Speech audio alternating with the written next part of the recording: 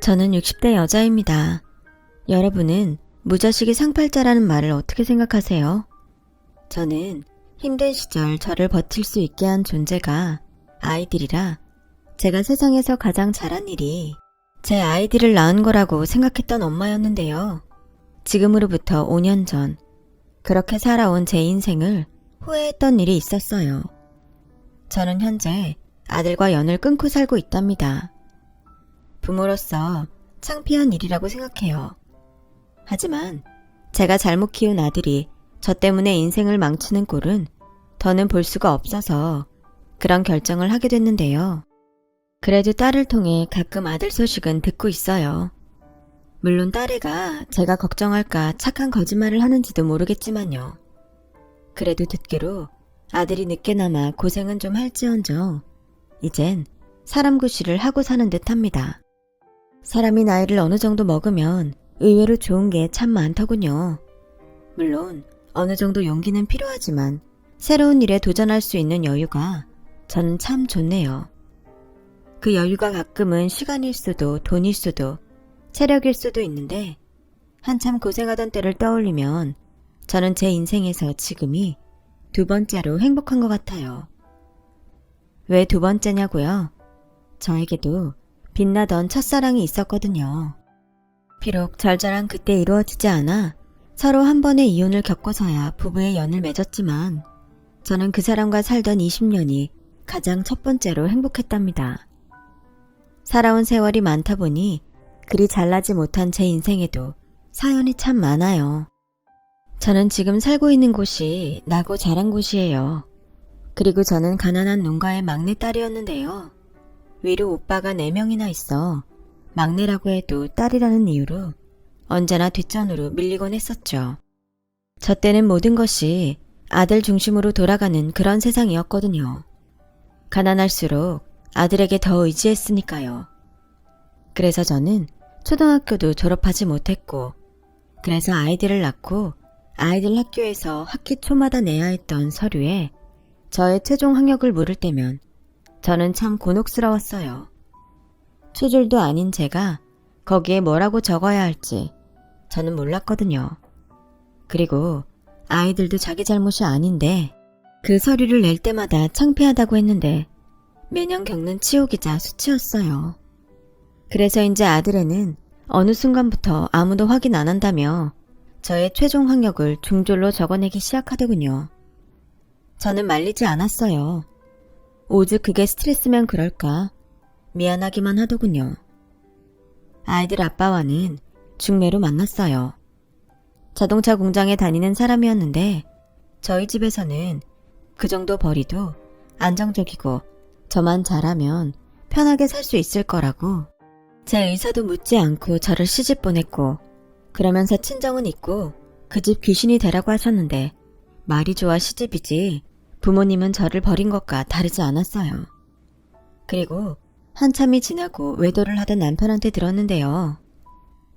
야, 너는 여기 시집 온 줄 알겠지만 사실 넌 팔려온 거야. 우리 부모님이 니네 집에 돈을 얼마나 줬는지 알아?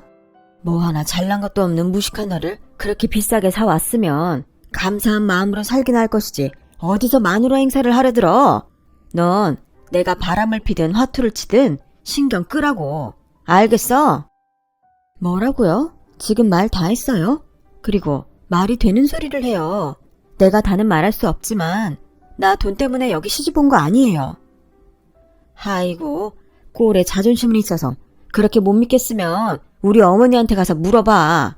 그럼 니네 아버지가 쓴 각서 보여주실 거야. 내용이 참 기가 막히지. 저는 믿고 싶지 않았지만 확인해야 했어요. 그리고 어렵게 꺼낸 제 말에 시어머니는 코웃음을 치며 편지 봉투 한 장을 던지셨는데 그 편지는 정말로 남편이 말한 저희 아버지의 각서였어요. 내용을 보니 딸을 시집 보내는 대신 집 한 채 값을 받아가면서 저와는 인연을 끊겠다고, 그러니 죽이든 살리든 알아서 해도 좋다고 적혀있더군요. 너무 큰 충격이었죠. 저도 그땐 자식을 낳은 부모였는데 그래서 제 부모가 더 용서가 되지 않았어요. 그리고 충격받은 저를 보고 이 상황이 재밌다는 듯 웃으며 시어머니도 쐐기를 박듯 말씀하셨는데요. 알아서 좋을 것도 없는데 뭘 확인까지 하겠다고. 그런데 어쩌겠니? 이게 사실인데. 그러니까 넌 그냥 우리가 시키는 대로 해. 내가 말했잖아. 여기 온 이상 넌 친정 없다고. 이제 알았으면 우리한테 감사하고 희생하고 살아라. 알겠니? 그거였어요. 그래서 가시집 온 저에게 시부모님은 마치 식모가 새로 들어온 듯 신나서 부려먹었고, 그것도 모자라 성질은 있는 대로 냈는데 모든 사실을 알아버린 저에게 그 후의 시집살이는 더 가혹했어요. 솔직히 아이들만 없었으면 도망가고 싶었어요. 하지만 남편이 3대 독자라 제가 낳은 아들을 늘 시어머니가 끼고 계셨고, 게다가 저에겐 3살 터울로 낳은 딸이 있는데 계집애라는 이유로 차별받고 홀대를 당해야 했어요. 그런 딸을 보면 꼭 어릴 때 저 같았는데, 그래서 더 그 집을 나갈 수 없었어요. 그래서 제 인생을 포기한 대신 딸을 많이 아껴줬는데요. 저라도 이 아이를 사랑해야 한다고 생각했으니까요.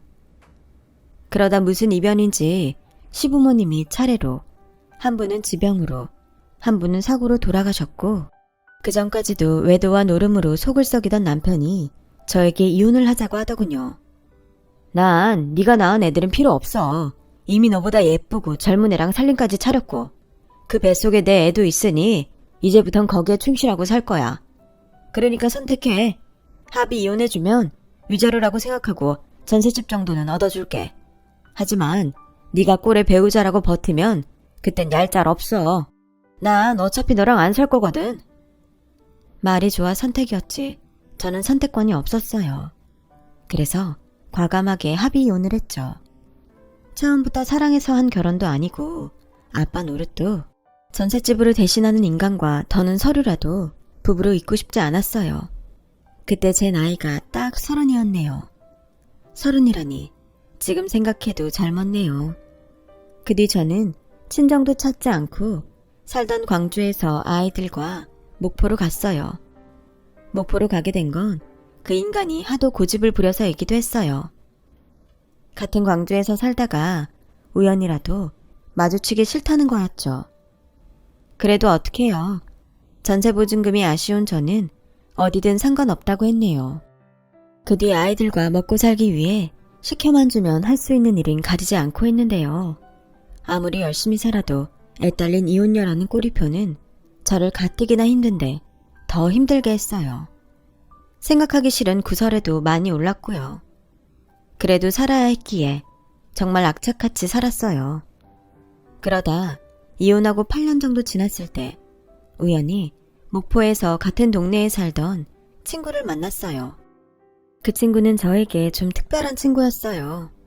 같은 딸이라도 그 친구는 집에서 사랑을 많이 받는 그런 존재였는데 어린 마음에 저는 항상 그 친구가 부러웠어요. 오죽하면 다시 태어나면 나는 꼭 제가 되고 싶다고 생각할 정도였죠. 그래서 제가 그 친구를 참 많이 좋아했어요. 그리고 마음 착한 친구는 자신과 달리 학교에 가지 못하는 저에게 나중에라도 검정고시를 꼭 보라며 제 선생님을 자처하더군요. 그러다 가르쳐주기 어려운 문제가 생기면 군입대를 앞두고 집에 내려와 있는 자기 오빠를 부르기도 했어요. 그 오빠는 서울대에 다니고 있었는데 그래서 친구 부모님이 그 자부심이 말할 수 없이 대단했죠. 가뜩이나 저희 동네에서 가장 잘 사는 집이었는데 자식들도 공부를 잘하니 그 기세가 나는 새도 떨어뜨릴 정도였어요. 아무튼 저는 그 시기에 학교에 다니지 못했고 친구의 오빠는 군입대를 앞두고 휴학한 상태라 친구는 자기가 학교에 가 있는 동안 자기 오빠한테 저에게 공부를 가르쳐주라고 했고 늘 동생 말이면 자다가도 벌떡 일어나던 사람이라 그렇게 저와 둘이 있는 시간이 많았는데요. 그러다 서로 호감을 갖게 됐어요. 어찌 생각하면 젊은 남녀가 붙어 있으니 정분 나는 건 당연한 일이었는데 저는 현실을 알았기에 마음을 숨겼죠. 아무리 마음을 숨겨도 누굴 좋아하는 건 표가 나는지 결국은 저도 제 마음을 걷잡을 수가 없더군요. 그 사람도 마찬가지였어요. 하지만 늘 저를 기다려줬고 자기도 불안했을 텐데 항상 괜찮다고 자기만 믿으라고 저에게 영원한 사랑을 약속했는데요. 우리 둘 다 그게 첫사랑이었죠. 그렇게 그 사람이 군복무를 하는 동안 우리는 어른들 몰래 사랑을 키워갔어요. 그러다 그 사람이 제대하고 복학하면서 저에게 서울로 같이 가자고 하더군요. 당연히 저희 부모님은 그걸 허락할 사람들이 아니었기에 저는 서울에 일자리가 생겨서 올라가고 싶다고 거짓말을 했어요. 근데 차마 친구에게까지 거짓말을 하고 싶지 않더군요. 그래서 친구에게만 살짝 말을 했는데 비밀이라는 게 아는 사람이 생기면 위험한 건지 제가 서울로 가고 얼마 되지 않아 들통이 나고 말았어요. 당연히 그 사람 집에서는 난리가 났어요. 그 사람 부모님은 저희 집에 찾아가 쑥대밭을 만든 건 물론이고 오빠들 앞길도 막겠다고 협박까지 했다고 들었는데 그래서 아무것도 모르고 있다 갑작스럽게 쳐들어온 아버지 손에 끌려 집에 내려오게 됐어요. 그러면서 아버지는 화가 잔뜩 난 얼굴로 이렇게 말씀하셨죠. 네가 미쳤냐? 아니, 네 주제에 서울대생이 말이 돼? 잔말 필요 없고 시집갈 생각이나 해라. 네 고모가 혼자 알아봤다고 했어. 조만간 너 데리러 사람 보낸다고 했으니까 행여 서울에서 남자랑 지냈다는 말 하지 말고 조신하게 있어. 싫어요. 좋아하는 사람이 따로 있는데 제가 왜 모르는 사람한테 시집을 가요. 이럴 바에는 혀 깨물고 확 죽어버릴 거예요. 뭐야? 그래, 네 마음대로 해. 애당초 사내도 아닌 넌 태어날 필요도 없었어. 저는 그 말을 끝으로 거의 집에 갇혀져서 지냈어요. 저희 엄마는 매일 울면서 제가 포기하지 않으면 당장 굶어 죽는다고 하소연을 했고 또 앞날이 창창한 오빠들도 살 길이 막힌다고 했는데 사람이 무지하니까 돈 있는 사람들이 하는 협박을 곧이곧대로 믿더군요. 하지만 분명한 사실도 있었어요. 제가 계속 고집을 부리면 오빠들은 몰라도 저희 집이 먹고 사는 데는 문제가 있었죠. 그동안 농사지어서 팔던 곳이 그 사람 집 소유의 가게였어요. 그 지역의 가게는 거의 다 그 집과 연관이 있었거든요. 그래서 정말 어렵게 마음을 접었죠. 처음부터 너무 차이가 나는 사람이었으니까 그냥 이렇게 좋을 때 아름다운 추억으로 남겨두는 것도 좋다고 스스로 몇 번이나 울면서 자기 최면을 걸었어요. 그래서인지 그런 인간 쓰레기랑 살면서 그 사람 생각을 참 많이도 했어요. 친구 말에 따르면 그 사람은 제가 결혼했다는 말에 충격을 받고 집에서 정해준 여자랑 결혼을 했다가 그래도 저를 잊지 못해 결국은 2년도 살지 못하고 헤어졌다고 하더군요. 경호가 그때는 내가 정말 미안했어. 난 우리 부모님이 그렇게까지 하실 거라는 건 몰랐어.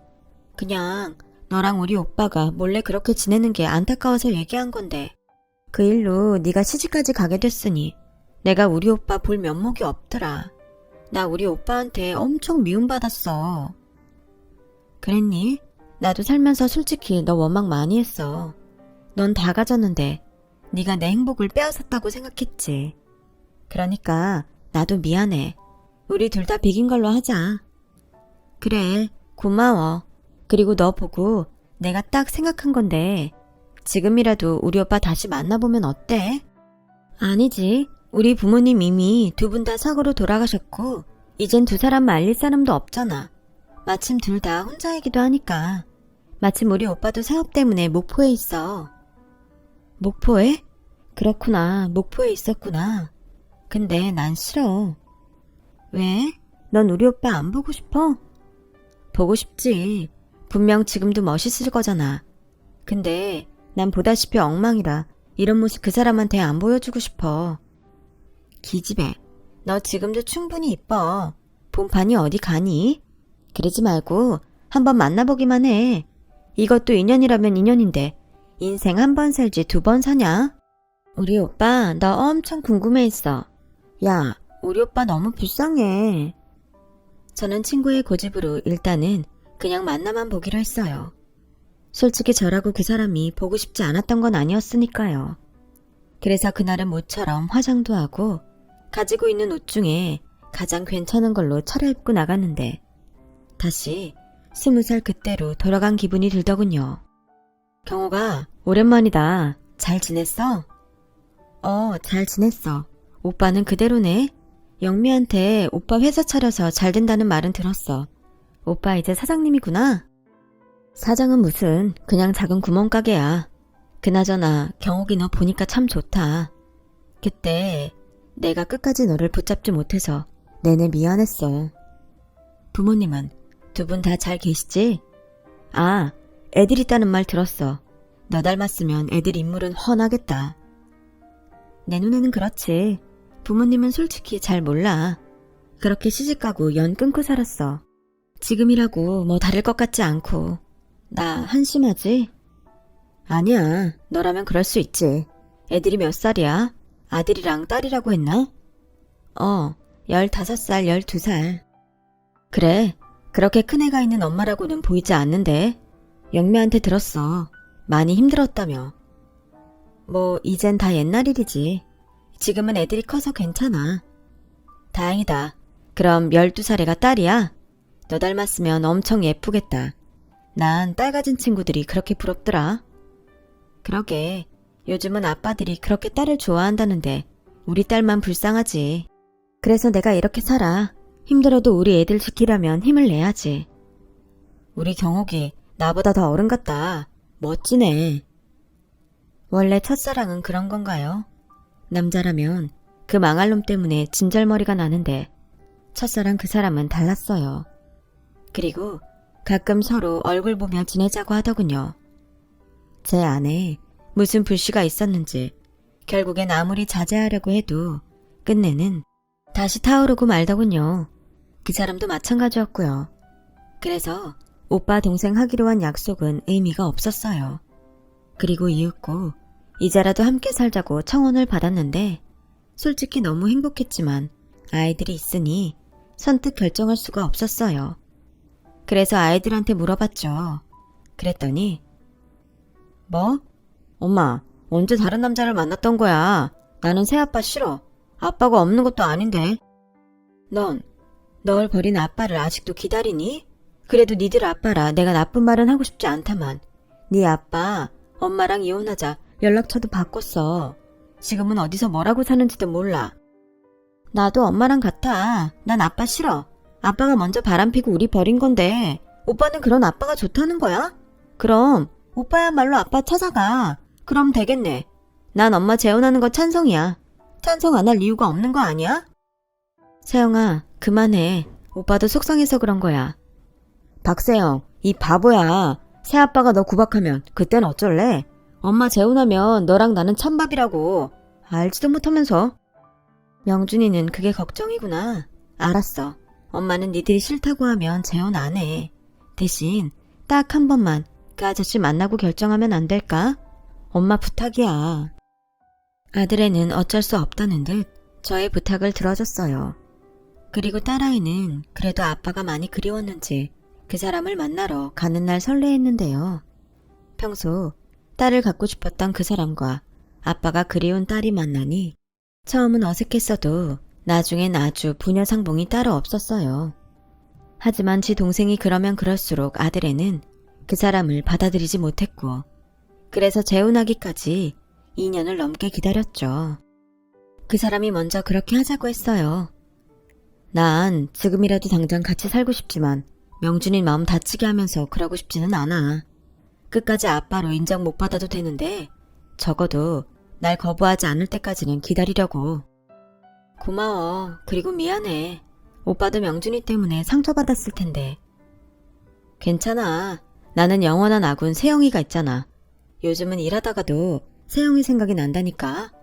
나중에 시집간다고 하면 어떻게 보내지? 뭐? 무슨 벌써 그런 생각을 해. 이건 좀 서운한데? 어쩔 수 없는 거야. 마누라보다 새낀걸. 참 한결같이 좋은 사람이었어요. 그리고 사춘기에 접어든 아들은 어느새 새아빠가 회사 사장이면 괜찮다고 생각했는지 결혼을 하든 말든 상관없다고 하더군요. 크면 클수록 점점 지 아빠를 닮아가는 것 같아 저는 그 마음 바뀔세라. 제가 먼저 그 사람한테 결혼식도 필요 없으니 혼인신고만 하고 같이 살자고 했어요. 그 후 저는 더없이 행복한 20년을 보냈고 그야말로 그동안 힘들고 외롭고 서러웠던 지난날을 몇십 배로 보상받는 기분이었는데 사람이 너무 행복하면 누군가의 시샘을 받는 건지 어느 날 그 사람이 피를 토했어요. 정말 순식간에 일어난 일이었는데 반응을 보니 그 사람은 처음도 아닌 것 같더군요. 하지만 저는 너무 놀랐기에 당장 병원에 가자고 했어요. 그랬더니 그 사람이 그러더군요. 여보, 진정해. 많이 놀랐지? 그게 사실은 나 재작년에 폐암 선고받았어. 당신 몰래 수술도 받았는데 얼마 전에 재발이 됐다고 하더라고. 이젠 항암을 하자고 해서 당신한테 말해야겠다고 생각했는데 이렇게 말하게 되네. 미안해. 뭐? 아니, 어떻게 그런 큰일을 나한테 말을 안 할 수 있어? 나한테 말도 하지 않고 수술 받았다고? 왜? 자기가 마누라가 없어, 가족이 없어? 있지. 너무 소중해서 깨질까봐 벌벌하는 그런 마누라랑 가족이 있지. 그래서 말 안 한 거야. 암 환자 말고 난 끝까지 당신한테 남자이고 싶으니까. 서울대생도 멍청하네.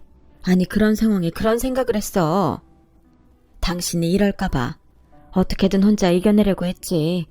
근데 나 괜찮아. 항암 잘 받으면 아무리 재발이라도 완치될 수 있대. 이제 우리 애들 다 시집 장가가서 이제야 우리 둘이 알콩달콩 깨볶고 살 일만 남았는데 내가 이렇게 죽을 것 같아? 그런 말 하지 마. 당신이 죽긴 왜 죽어? 그러니까 난 살 거야. 그러니까 여보, 절대 걱정하지 마. 오빠 믿지? 그 사람은 어떻게든 저의 마음을 진정시키려 노력했어요. 그래서 투병 중에도 힘든 내색 한번 하지 않는 사람이었는데 병세는 그런 그 사람의 마음을 알아주지 않더군요. 그렇게 3년을 힘든 투병 생활을 했어요. 고비도 여러 번 넘겼고 회복돼서 희망을 품기도 하며 서서히 사람을 지치게 하더군요. 그러던 어느 날 그 사람이 힘겹게 이런 말을 했어요. 내가 만약에, 정말 만약인데 당신보다 먼저 가야 한다면 내가 미리 다 준비했으니까 걱정 말고 변호사 말대로 해. 그런 말 하지 마. 지금까지 잘 버텼으면서 당신은 젊으니까 금방 괜찮아질 수 있어. 자꾸 그러면 나 화낸다. 만약이라고 했잖아. 우리 여보 화내면 진짜 무서운데. 그냥 미리 말해두는 거야. 근데 여보, 나 좀 졸리다. 그러니까 당신이 내 손 잡아줘. 당신이 꼭 잡고 자면 꿈에서도 당신이랑 같이 있을 것 같아. 저는 냉큼 그 사람의 손을 잡았어요. 그리고 그게 그 사람의 마지막이라는 것도 알아차리지 못한 채 고이 잠든 그 사람 곁에서 저도 단꿈을 꾸었네요. 잘 가라고, 그동안 너무 행복했다고 제 마음도 전하지 못한 채 저는 그 사람을 그렇게 보내야 했어요. 그리고 남편은 먼 길을 혼자 가면서 저에게 회사 정리한 큰 돈을 남겼는데 그건 남편의 장례가 끝나고 며칠 지난 뒤 변호사를 통해 알 수 있었죠. 돈이라는 게 그렇더라고요. 처음 보는 큰 액수라 그런지 실감이 나지 않았어요. 저는 남편의 동생인 영미를 찾아가 이 사실을 알렸어요. 사실 저보다도 친동생인 영미가 그 돈에 권리가 있다고 생각해서였죠. 그런데 으이그, 착해 빠져서는 우리 오빠가 그래서 널 그렇게 좋아했나 보다. 나도 이미 변호사 통해서 받았어. 설마 우리 오빠가 하나밖에 없는 동생도 안 챙겼을까봐? 액수는 자존심 상해서 안 알려줄 거야. 어차피 오빠 생각나서 쓸 수도 없는 돈. 그러니까 오지랖 넓게 내 생각하지 말고 새언니 너 가지세요. 지금 말은 안 해도 엄청 힘들잖아. 눈에 슬픔이 가득해서. 이리 와. 나라도 안아줄게. 저는 시누이이자 친구인 품에서 한참을 울었어요. 그만큼 울면 이제는 눈물이 마를 때도 됐는데 눈물은 한번 터지면 걷잡을 수가 없었죠. 그리고 영미 말처럼 저도 남편이 남겨준 돈을 차마 쓸 수 없었어요. 그래서 통장에 고이 넣어만 두고 있었죠.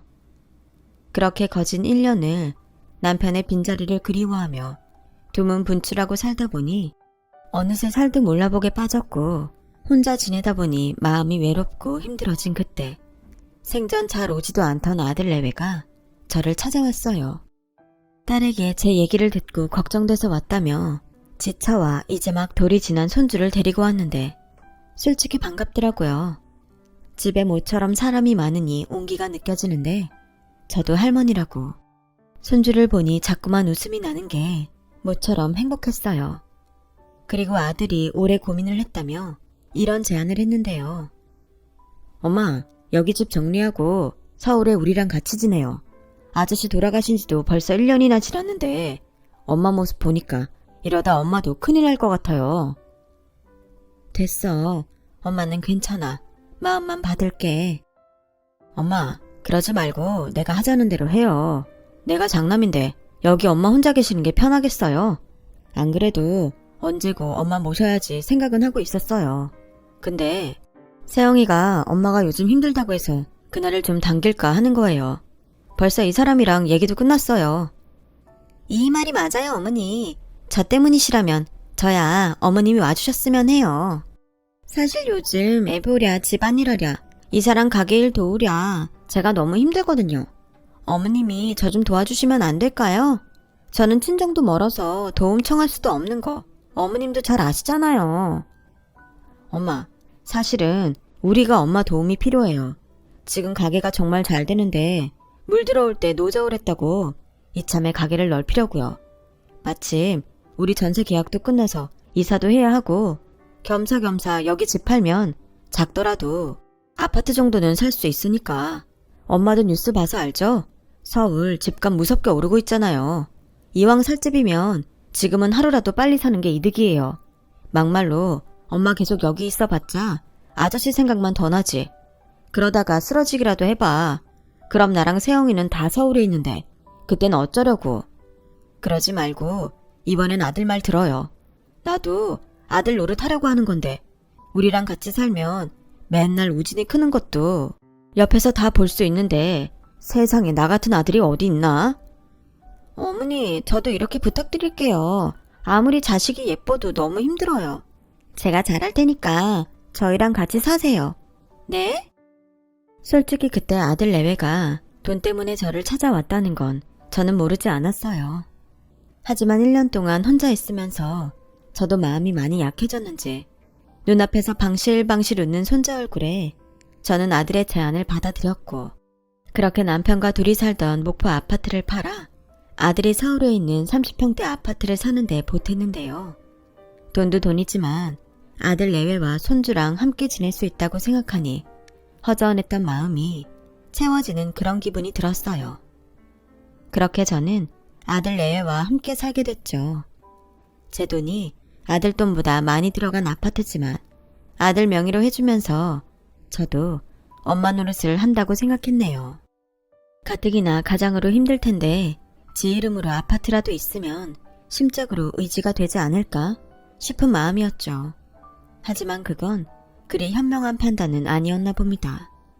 사람이 화장실 갈 때와 나올 때가 다르다고 점점 아들 내외는 처음과 다르게 저를 아주 가정부 취급을 하더군요. 늘 핑계는 가게 일로 바쁘고 피곤하다는 게 이유였어요.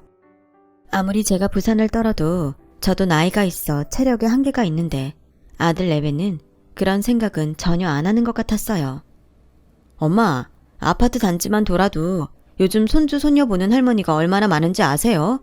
다른 집은 둘 셋도 보신다는데 우리는 양반이지.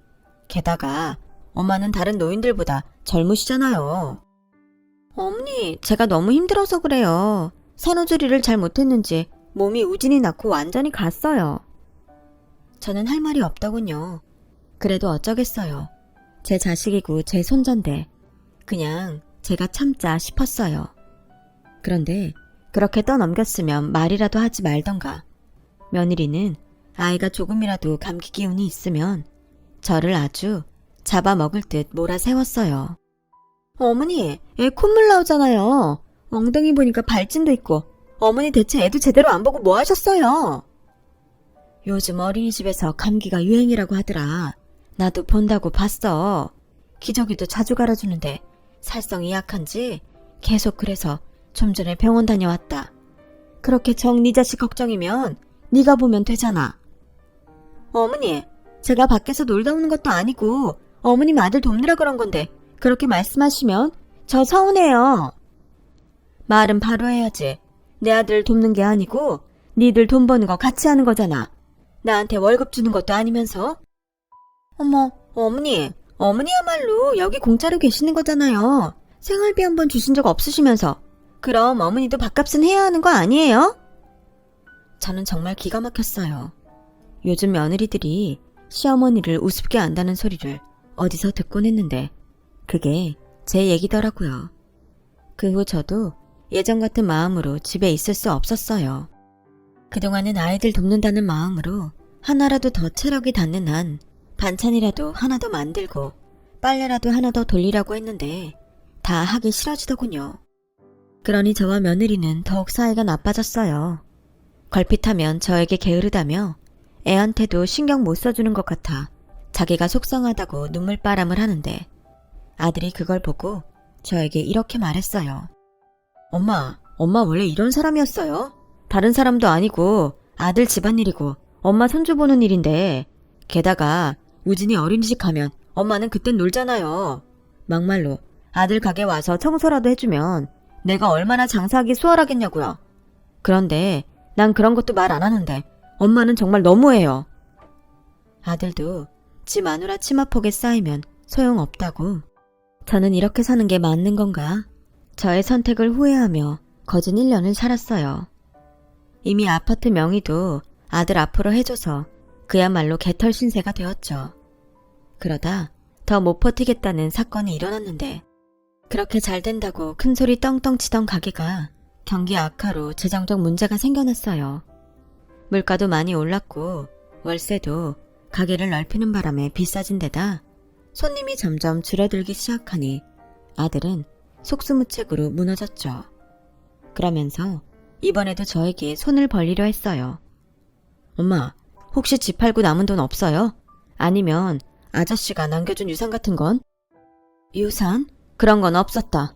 그리고 목포에 있는 집도 네가 팔았잖아. 네가 팔고 이 아파트 살 때 쓴다고 다 가져가 놓고 무슨 남은 돈이 있어? 목포 집은 그렇다 쳐도 그 아저씨 웃기네.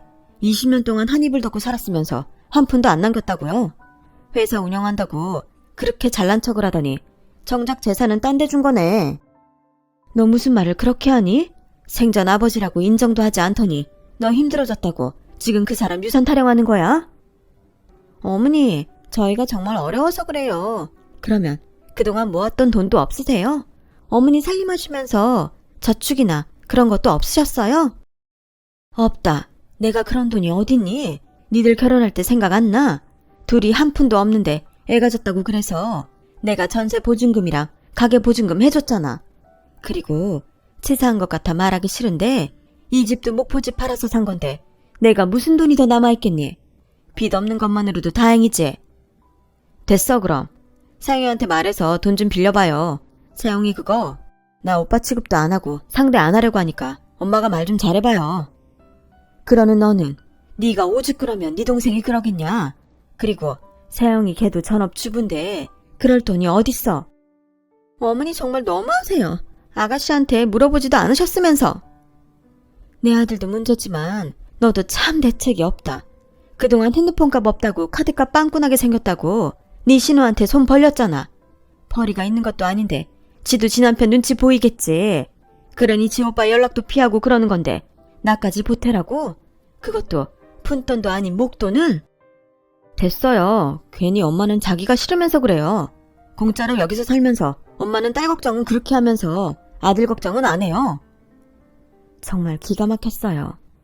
솔직히 저는 공평하지도 않고 나쁜 엄마였거든요. 아들은 없다는 말에 있는 거 다 줘가면서 결혼시키면서 딸은 지가 모은 거 있다고 그릇 세트 사준 게 전부였어요. 오빠라는 놈은 그런 동생을 안쓰럽게 보지 못할 망정 저런 소리나 하고 있으니 제 속이 답답하다 못해 터질 것만 같았어요. 그리고 그때 깨달았어요. 상황마다 어쩔 수 없긴 했지만 아들 내외가 힘들다고 하면 그때마다 조금이라도 도우려고 했던 제가 잘못이었다는 걸요. 다 가져가 놓고도 아들 내외는 저에게 또 감춰놓은 재산이 있을 거라고 생각했다는 게 기가 막혔죠. 저는 이번에야말로 선을 그어야겠다고 생각했어요. 그래서 딱 잘라서 앞으로는 기대하지 말라고 말했는데 그날 이후 더는 저에게 가져갈 것이 없다고 생각했는지 아들 내외는 저를 아주 대놓고 무시했어요. 특히 며느리가 더했죠. 또다시 저에게 생활비 타령을 하더군요. 어머니도 참 염치가 없으시다. 저희가 땅 파서 먹고 사는 것도 아닌데 설거지 하실 때 이렇게 물을 틀어놓고 계시면 어떡해요? 그리고 혼자 계시면서 이렇게 보일러를 계속 틀어놓고 계시면 가스비는 누가 내고요? 예, 너 지금 그 말은 나더러 혼자 있으면 추워도 덜덜 떨고 있으라는 소리니? 명준이 너도 나와봐라. 내가 더는 못 참겠다. 나도 이런 소리 하고 싶지 않은데 계산을 할 거면 좀 명확히 해보자고. 내가 그동안 너희한테 준 돈이 얼만데 이런 눈치까지 보면서 살아야 하니? 다른 집은 살림해주고 애 봐주면 용돈이라도 두둑하게 받는다고 하더라. 근데 내가 용돈 달라는 것도 아닌데 이런 눈치를 봐야 하니? 아니, 그럴 거면 왜 같이 살자고 했어? 그때는 돈이 아쉬워서 잘하겠다고 알랑방귀 끼더니 이젠 다 뺏어가서 더는 가져갈 거 없다고 사람을 이렇게 천시해? 또 나왔네. 정말 치사해서 못 들어주겠다. 엄마, 저도 할 말 많아요. 다른 집 자식들은 부모가 땅도 물려주고 건물도 물려주는 세상이에요. 엄마는 그런 거 못 해줬으면 나한테 미안해해야죠. 저는 솔직히 아저씨가 회사라도 물려줄 줄 알았어요. 정말 생각할수록 열받네. 아들 집에 얹혀 살면 자기가 알아서 조심하고 살아야 하는 거 아니야? 그깟 푼돈 좀 보탰다고 허구한 날 대접받으려고 하고. 내 팔자야. 그냥 그때 애 지우고 결혼하지 않는 건데. 너 지금 애미가 돼서 뭐라고 했니? 왜요? 제가 제 입으로 하고 싶은 말도 못해요? 저는 충격에 입이 다물어지지 않았어요. 게다가 아들도 그 말을 듣고 지처에게 아무 말 하지 않는데 더는 내가 여기 있으면 안 되겠다는 생각밖에는 들지 않더군요. 손주 걱정은 됐지만 손주 녀석도 결국엔 아들과 며느리 자식이니 저는 마음을 독하게 먹어야 했어요. 그래서 아들 내외에게 집을 나가겠다고 말했어요. 아들과 며느리는 둘이 똑같이 코웃음을 쳤어요. 그리고는 돈도 없으면서 자존심 세우지 말라고 비웃으며 돈이 없으니 나갈 돈 달라고 하지 말라고 아들이 말하는데 제가 아들을 잘못 키워도 한참 잘못 키웠다는 걸 알았어요. 어머니, 그냥 제가 아무 말 안 할 테니까 그냥 집안일이나 하시고 우진이 보세요. 괜히 그렇게 나가셔서 어디 단칸방이라도 가시면 저희만 욕먹잖아요. 왜? 지금껏 욕먹을 짓은 다 해놓고 그런 욕은 먹기 싫으니? 됐다. 니들한테 손 벌릴 생각 없다. 지금도 차고 넘치게 줬으니 앞으로는 나한테 빌붙을 생각이나 하지 마. 어머, 누가 들으면 뭐라도 있으신 줄 알겠네. 저희한테 손 벌릴 생각 아니시면 좋을 대로 하세요. 저희도 더는 안 말릴게요. 우진이 아빠, 들었지? 솔직히 그러고 싶지 않았지만 저는 남편이 남겨준 유산을 쓸 수밖에 없었어요. 저도 나이 먹고 유치한 거 아는데 보란듯이 잘 사는 모습을 보여주고 싶더라고요. 그리고 남편이라면 당연히 제가 그러길 바랄 거라는 생각에 우선은 딸에게 가서 의논을 하기로 했는데요. 딸은 이왕이면 자기 동네 근처로 와서 살았으면 좋겠다고 했어요. 그때 딸 얼굴빛이 좋지 않았는데 사업을 하던 사위가 좀 힘든 눈치더라고요. 세영아, 무슨 일 있어? 정서방 사업이 뭐가 잘 안 돼? 아니야, 사업이라는 게 다 그렇잖아. 좋을 때 있고 나쁠 때 있고. 엄마는 신경 쓰지 마. 아니, 엄마가 어떻게 신경을 안 써? 너 얼굴빛도 별론데. 화장을 안 해서 그래. 엄마 딸도 이제 아줌마잖아. 그나저나 오빠랑 새언니 정말 안 되겠다. 내가 가서 한 소리 할까? 아니야. 그것들 그런다고 지들 잘못 알고 그럴 인상 못 돼. 다 엄마 잘못이지. 엄마는 또 그런다. 엄마가 뭘 그렇게 잘못했다고. 그럼 집은 내가 적당한 걸로 찾아볼게. 요즘은 연세 있으셔도 편하다고 아파트 많이 살아. 평수 작은 걸로 알아보면 되겠지? 그래도 엄마 네가 있어서 참 다행이다. 고마워 세영아. 저는 그렇게 딸이 구해준 20평대 브랜드 아파트로 이사를 갔어요. 남편이 남겨준 재산이 30억은 넘었는데 10억 가까이 주고 아파트를 샀어요. 게다가 상권도 동네도 아들이 사는 곳보다는 비싼 곳이었는데 고민 끝에 10억을 딸 통장에 넣어줬죠. 엄마, 이게 무슨 돈이야? 네 아빠가 너한테 쓰라고 남겨준 돈이지. 비상금으로 들고 있어도 좋고 네 남편 사업에 도와줘도 좋고 네가 쓰고 싶은 데 써. 그동안 엄마한테 도움도 안 받고 여태 잘 살아준 상이야. 엄마, 그래도 엄마 돈 아니야. 그러니까 사람 부끄럽게 그만해. 평소에 네가 아빠한테 잘했잖아. 아빠 병원에도 그렇게 먼데 일주일에 한 번은 와서 챙기고 아빠가 너 왔다 가는 날엔 얼마나 좋아했는지 알아? 아빠 생각하니까 또 눈물 난다. 알겠어. 그냥 아빠가 준 돈이라고 생각하고 받을게. 고마워 엄마. 저는 그렇게 팔자에도 없는 서울에서 나 홀로 생활을 시작했어요. 그리고 혼자 있는 시간이 많아지니 자연스럽게 뭐든 할 것을 찾았는데 그때 배운 게 참 많네요. 컴퓨터 쓰는 법도 그때 배웠어요. 그리고 검정고시 공부도 하고 학원도 다녔는데요. 그러면서 친구도 많이 사귀었어요. 친구들도 저마다 사연이 많아서 저희는 모이면 꼭 눈물 한 바가지는 쏟았어요. 그렇게 6개월 넘게 저만 생각하며 저를 위하는 시간을 보냈어요. 그러자 웬일로 아들에게 연락이 왔고 지 동생한테 들었는지 이사한 집에 오겠다고 했는데 저는 오지 말라고 했네요. 하지만 막무가내로 이번에도 아들은 지 마누라랑 또 먹힐 거라고 생각한 손자를 데리고 이사한 집에 왔는데요. 아들과 며느리의 눈이 왕방울만해졌어요. 그리고 며느리는 그 특유의 애교 섞인 말투로 저에게 달라붙었는데요. 어머니, 세상에 이런 아파트를 어떻게 사셨어요? 우리 어머니는 어디 도깨비 방망이라도 숨겨놓고 계신가? 세상에, 이건 명품옷이잖아요. 왜? 있으면 이젠 그것도 뺏어가게. 그리고 여기는 왜 왔는데 내가 오지 말라고 했잖아. 엄마, 그렇게 말하면 아들이 섭섭하죠. 내가 돈 있으면 좀 도와달라고 했는데 입 싹 닫고 계셨으면서. 근데 진짜 무슨 돈이 있어서 이런 고급 아파트를 산 거예요? 나 모르게 로또라도 맞았어요. 엄마, 그러지 말고 우리 좀 도와줘요. 곧 있으면 엄마 손자 유치원 가고 초등학교 가는데 우리도 여기 아파트 하나 사서 오면 좋겠다. 저는 아무 말도 하기 싫었어요.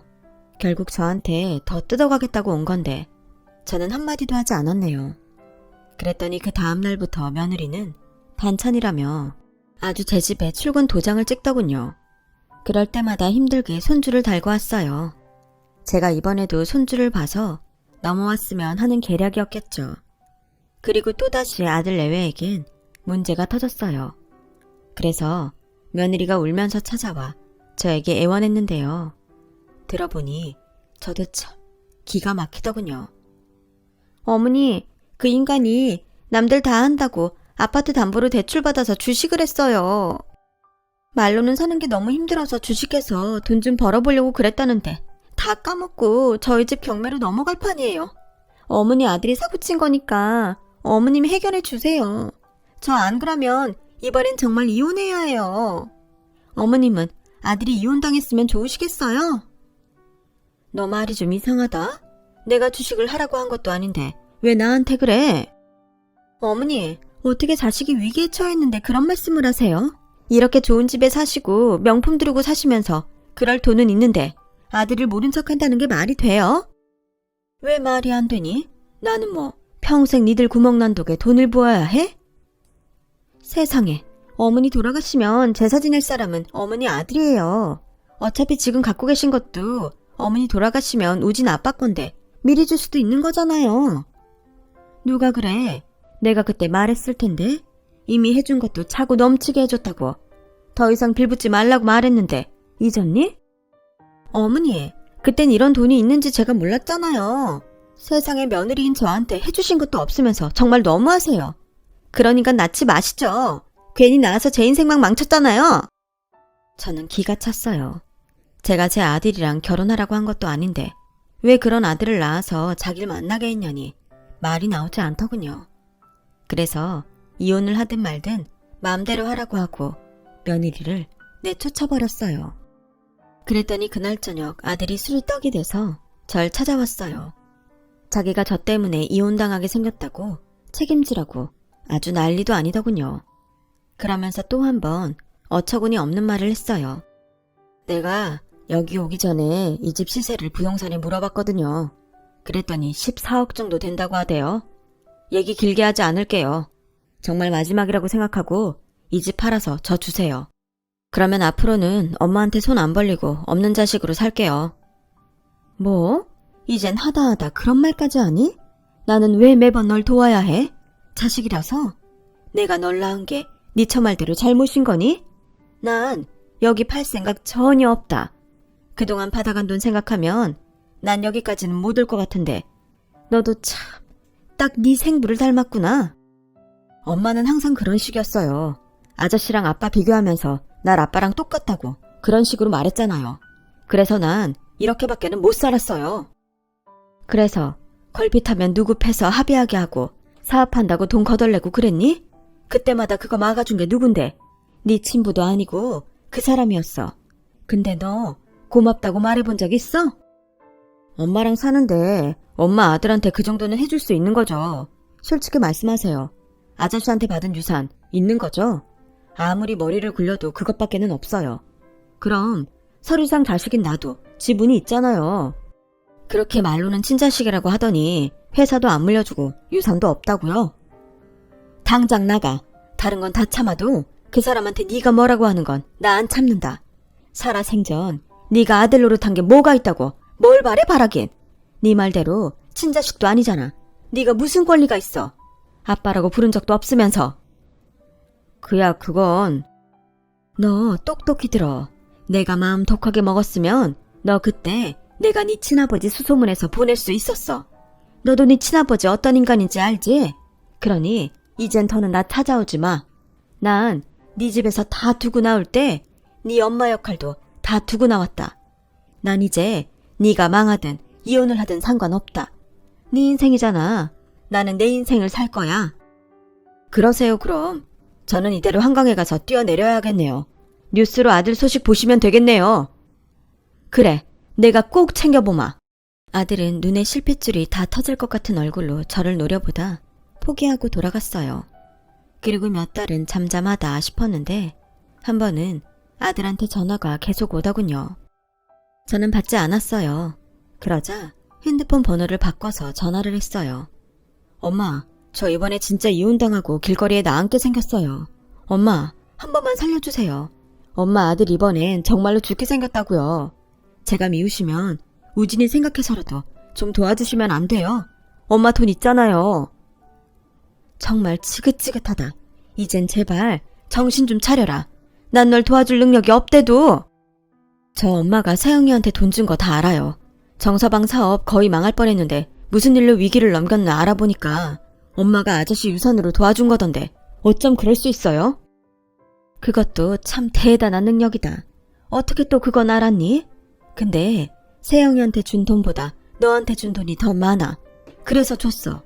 세영이한테 내가 미안해서 세영이는 그 사람 병원에 있을 때 꼬박꼬박 찾아와서 지 새아빠 간병하던 애야. 너랑 다르다고. 그 사람 유산을 그런 딸 두고 남 같은 널 주겠니? 엄마는 항상 그런 식이었어요. 세영이한테만 엄마예요. 내가 장남인데 날 더 챙겨야지. 이러면 내가 엄마 돌아가시면 제사상 차려드릴 것 같아요? 차리지 마. 마음에도 없는 네가 차린 상 받고 싶지도 않아. 처음엔 나도 내 잘못이라고 생각하고 참았다. 근데 내가 언제 너한테 그런 개호로 새끼로 크라고 했니? 네 인생 네가 망쳐놓고 어디서 막말이야? 내가 언제 너한테 효도하라고 했어? 그냥 네 인생 잘 살라고 여태 참고 버텼는데 이젠 그만하자. 난 앞으로 아들 없다고 생각할 테니 너도 엄마 없다고 생각해. 아쉬우면 네 친아버지 찾아가. 더는 나 찾지 마라. 내가 죽었다는 소식이 들려도 너랑은 상관없는 일이니 내 장례식에 올 생각도 하지 말고 장남? 웃기고 있네. 필요 없어! 아들은 제 말이 꽤 충격이었는지 그 뒤로는 연락이 없더군요. 물론 그렇게 말하고 저도 속이 좋지 않았죠. 정말로 아들이 극단적인 선택을 할까 악몽도 많이 꿨어요. 하지만 그렇다고 이번에도 또 받아주면 저도 아들도 큰일이 날 것 같았고 저는 아들을 위해 모진 마음을 먹기로 다짐했네요. 의절을 해도 아들이 정신 차리고 잘 살 수 있다면 몇 번이라도 할 수 있었어요. 그래서 큰 마음을 먹고 집을 팔았고 딸에게만 알린 뒤 지금의 집으로 이사를 왔는데요. 다행히 아들은 사위가 무서웠는지 지 동생한테 가서 행패를 부리지 못한 것 같더군요. 저는 고향에 작은 마당이 있는 주택을 샀어요. 이젠 텃밭도 가꾸고 귀여운 강아지 한 마리도 키우는데 조용한 마을만큼 이제야 제 마음에도 평화가 찾아왔어요. 그리고 고맙게도 가끔 같이 학교 다녔던 친구들도 제 집에 놀러 오곤 하는데요. 얼마 만에 느껴보는 마음의 평화인지 모르겠더라고요. 그리 많은 인생을 산 건 아니지만 인생이 참 별거 없습니다. 건강하고 걱정 없으면 그게 성공한 인생이죠. 저는 비록 자식 농사를 절반 망친 사람이지만 이제 남은 인생은 편하게 살고 싶은 마음입니다. 며칠 전 딸애가 아들 소식을 전해줬어요. 결국엔 집이랑 가게를 다 해먹고 처가로 들어갔다더군요. 사돈네는 시장에서 생선장사를 하고 계신데 아마도 거기에서 일을 도우며 신세를 지고 있는 모양이었어요. 부족한 남의 아들 때문에 저 대신 골머리를 앓으실 사돈 생각을 하면 고개가 절로 숙여지는 저인데 부디 이제라도 아들이 정신을 차리고 저는 괜찮으니 지가정 건사하고 장인 장모한테 신세진 거 보답하며 살았으면 좋겠습니다. 부모 자식이 모두 욕심내지 않고 행복하기란 어려운 일인가 봅니다. 여러분들은 이런 저와는 달리 부모, 형제, 자식들과 끈끈한 사랑을 나누며 이 계절 보내시길 진심으로 바랍니다. 저의 이야기는 여기까지예요. 저의 사연을 들어주셔서 대단히 고맙습니다. 항상 건강하시고 늘 행복하길 소원하겠습니다.